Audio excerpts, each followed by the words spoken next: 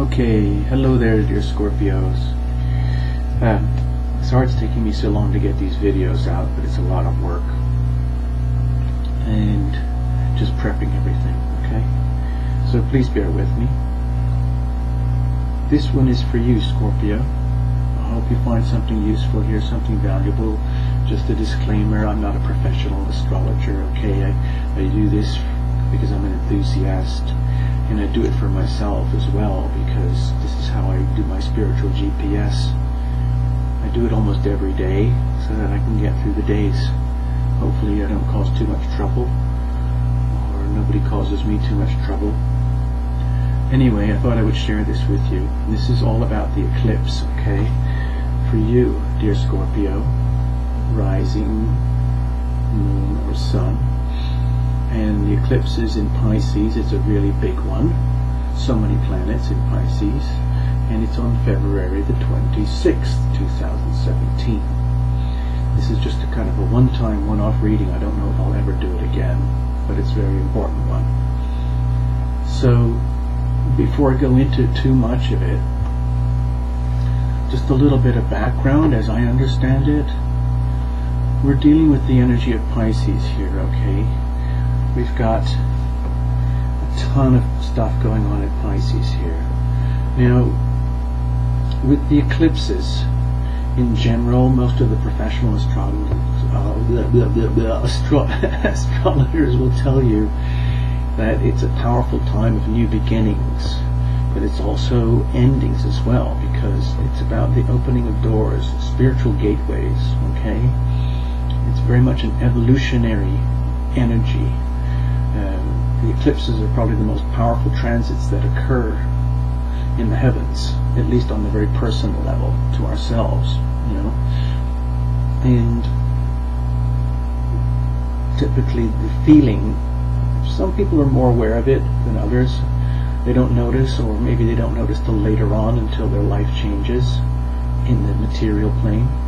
But basically one door closes and another door opens.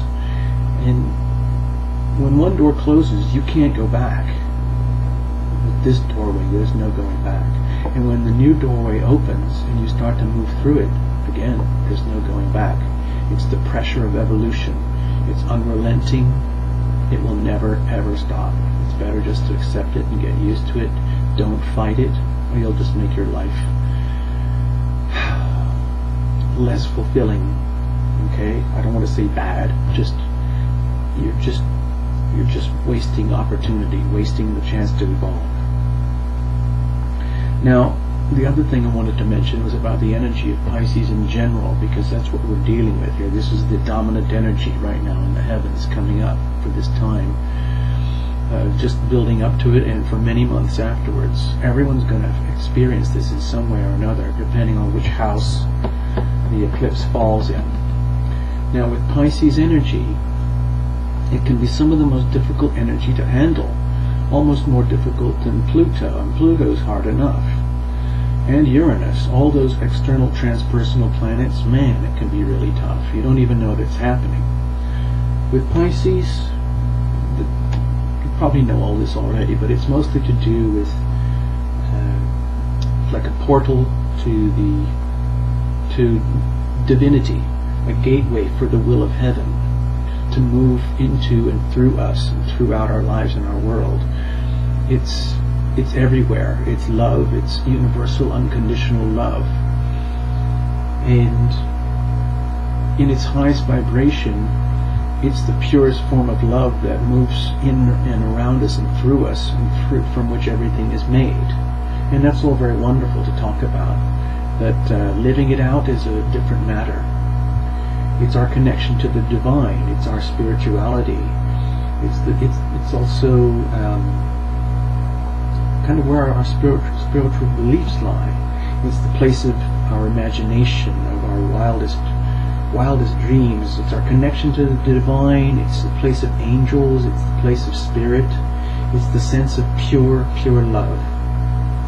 It's the home of meditation, of dreaming, of visioning. It's the home of art and music and writing. It's the land of TV and movies. Fantasy, escapism, entertainment in that way. It's a place of psychic awareness, of mediumship, of the great beyond, of the unknown almost. It's the gateway to the voice of heaven. It's the gateway for the voice of heaven. And all that's wonderful if you can handle that energy. There's a shadowy side because that energy is so pure and pristine that when it becomes inverted or oscillates at a lower frequency, it can be extremely hard to handle. Traditionally, the way I understand it, it's all the Pisces 12th house energy, Neptune energy. When it's gone wrong or when it's conflicted, it translates into like a dumping ground, a trash can, the shitty basement, the crappy attic where nobody wants to go, the kitchen drawer where you throw all your crap that you can't handle. It's the dumpster outside in the back that's getting all stinky and moldy. And it can be a lot worse than that. It can be a place of lies, betrayal, deception, fake this, fake spirituality, fake gurus, fake institutions, fake politicians. It's not pretty. It's also a place of imprisonment where we atone for all the crap. It's the place of loss of failings. It's the end of the end. It's a place of hospitals, a place of leaving your body. Typically the home of addictions like sex addiction, drug addiction, alcohol, caffeine, smoking, narcotics, credit cards, shopping, whatever it is, overeating. That's Neptune energy gone wrong. It's extremely hard to handle. And you are forgiven, okay? Because all of us have to deal with it some way, somehow. And how do you deal with that energy moving through you? If it's heavily aspected in your life, in your chart, it's best to just surrender and accept it and move through it. It's the energy of the ocean where there's no boundaries. You can be like a fish swimming in and out and through. There's no walls here, there's no corporations, there's no churches, there's no supermarkets, no malls. It's just water and everything that you need, all the nutrients, your friends and family, they're all right there. Anyway, let's get on to the reading, sort of, kind of, alright? I hope I wasn't gibbering. I hope some of that made sense to you. For Scorpio, dear Scorpio, this is you, your first house, your identity, yourself, okay? And how others see you and how you basically appear. Now, with this eclipse is happening right here in your 5th house. That's the place of creative self-expression, of joy, fun, happiness, romance, dating, even like astrologers say, like kids, children. It's the output of our creativity. Children, artwork, performing art, creative self-expression, writing your books, making your paintings, and all of that stuff. But we create in so many more other ways. You know, you could be a good cook, a good chef. You could be a good business incubator. You could be a good designer. It could be good anything. You could be a good midwife. Whatever it is, something that you're really passionate about, and you just do it because you love it. That's here. Also, you know, dating, simple stuff. But anyway, this part of your life right here, the 5th house, the 5, it's saturated with all this Pisces energy. We've got Mercury, the Sun, Moon, Neptune, Chiron, little Chiron with all that healing, and the South Node, where all the energy is coming from and where we need to say bye-bye. So it's all happening here. Now you pile up all that energy. It's a massive amount of watery Piscean energy to handle. So for you, dear Scorpio, you might be feeling big shifts, big endings, big new beginnings happening in this area of your life. I don't want to give the list all over again, but you probably know what it is. Is it your love life? Is it your creativity, your passion, whatever it is you're doing? It's going through a massive evolutionary leap right here, right now. Now, especially in regard to healing with Chiron and the South Node,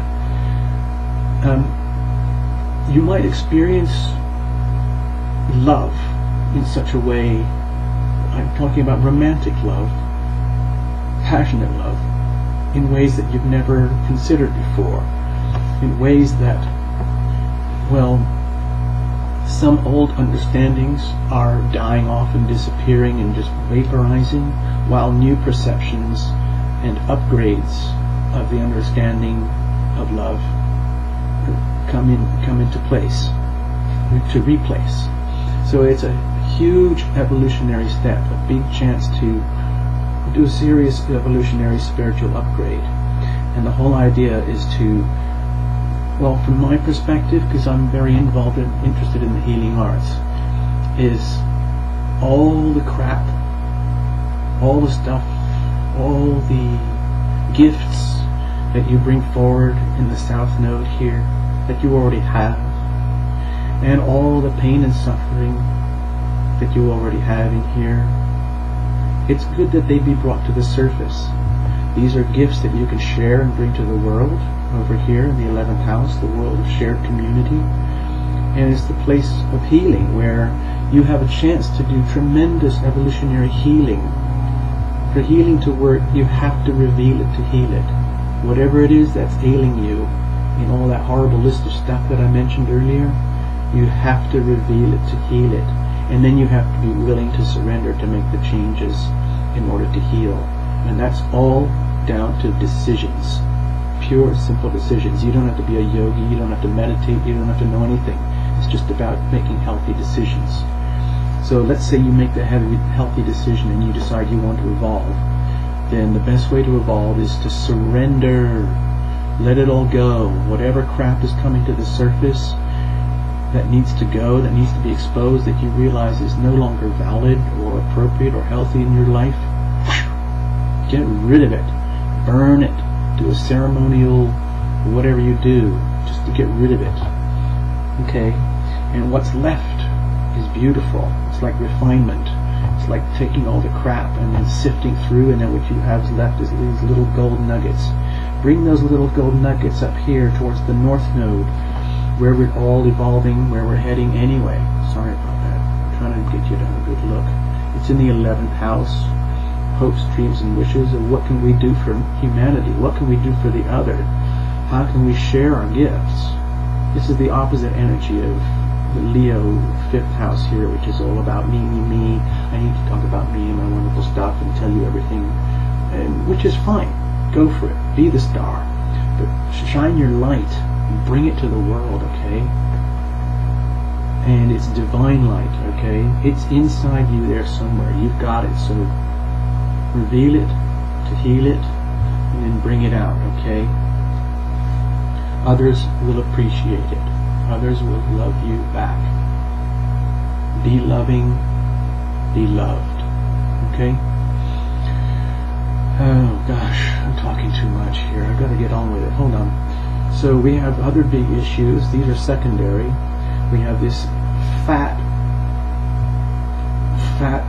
T-square. It's a T-square with Capricorn in the middle, Aries over here, and Jupiter over here, Libra over here. And it's been with us for a long time, and it's going to continue for quite a while. And this is very much to do with the dynamics of relationship between yourself and others, in the context of your 6th house, all about the workplace, your lifestyle, and your 12th house, all about the spiritual aspects, the unknown, and where your life has ended up. And what this is saying, well, first of all, let me indicate here, there's a lot of fire there with Uranus, Mars, and Venus all piled up together. So you might feel really fired up in this part of your life. Like, how am I going to upgrade my life? How am I going to be the unique, amazing me and hold on to my integrity as me, the unique me, and at the same time allow for the other? How do you do that? That's the ultimate question. And Jupiter's even in Libra, okay, so it's very much about harmonious, balanced relationships. How do you do that? Well, there's no immediate specific answer, because this is an opposition. We've got opposing energies here, and it's all happening at the same time. So you might feel a lot of this, and a lot of this, and then a bit of this, and then a bit of that, as you go through it all. And Capricorn is not going to let you get away with anything. You screw up, and you're going to know it. You're going to feel it, and possibly in the fields of communication. So how you communicate, how you transmit energy, how you receive energy in the form of thoughts and words, it's going to be very, very significant. Every word that you utter, every word that you hear has significance. The same with your thoughts. So be very, very careful about how you manifest, okay? Pluto in Capricorn, you don't want to mess with that. You do not want to mess with Pluto, especially with Pluto in Capricorn, alright? So you are being invited to do some serious evolving here in your relationships with yourself and the others. Now, don't be scared. It's not all that scary, because you have divine support here. It's the same dynamic here. You see this one? Okay. Jupiter in Libra, Uranus in Aries. It's also being well supported and manifested to come out in a very nice, healthy way because of Saturn. Saturn is right here. We've got this beautiful sextile between Jupiter and Saturn, Libra and Sagittarius. Also here, this beautiful trine. Okay, that's very harmonious. And this is, you see that? It's actually green. I tried to do it as green. I hope you can see it. But anyway, make the best of it. As tough and challenging as this may be, this is helping you to get through. And just make the best of it, okay? I could talk for hours on this stuff, but it will just turn into gobbledygook, so I think I'll just shut it down now. I hope I've given you a hint, at least a hint of what's going on, and that you can make something useful out of this.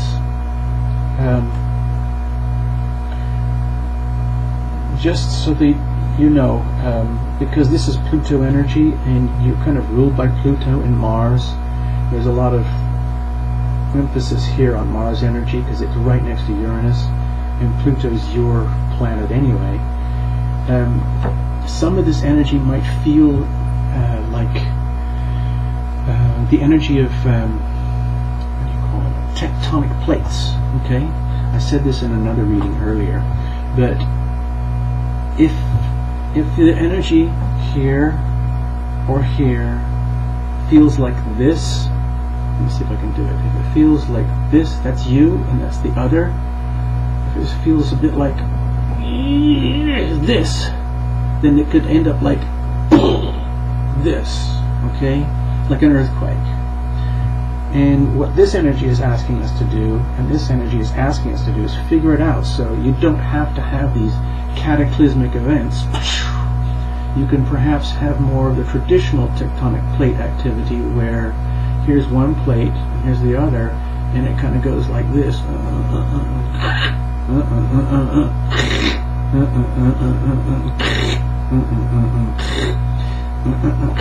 So it happens in a more gentle manner without having devastation.